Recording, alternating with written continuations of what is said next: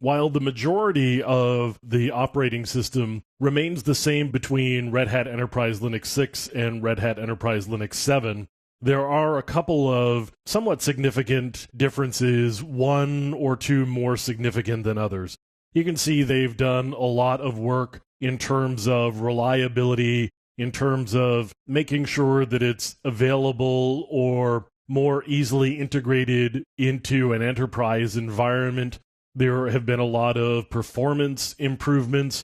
One of the improvements that we get in RHEL7 versus RHEL6 is the use of systemd, which you can see mentioned here. And this really kind of downplays the difference between 6 and 7. Systemd is a pretty significant change between 6 and 7 because we've been managing processes and services and the system pretty much the same way for the last 40 or so years, for the most part, by a series of scripts that start and stop services, as well as a handful of utilities that reboot the operating system and so forth.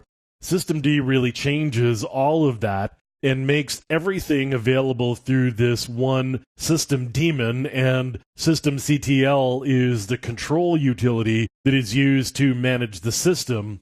So we've got a number of other changes here. You can see they've done some virtualization, some cryptography support, and there is another change, or a couple of other changes here. They've made a little bit of difference in terms of the desktop. If you are installing a server, you're probably not doing anything with the desktop anyway. Now, management, as I mentioned, systemd has changed quite a bit. One of the things we get with systemd is parallelization in terms of starting up. We can do dbus and socket activation for starting services, and there are a number of other advantages that come with systemd. Another thing that we get with Red Hat Enterprise Linux is a change in the underlying file system. The way you manage it, of course, hasn't changed, so you're still using all of the same utilities for managing the file system as you were before.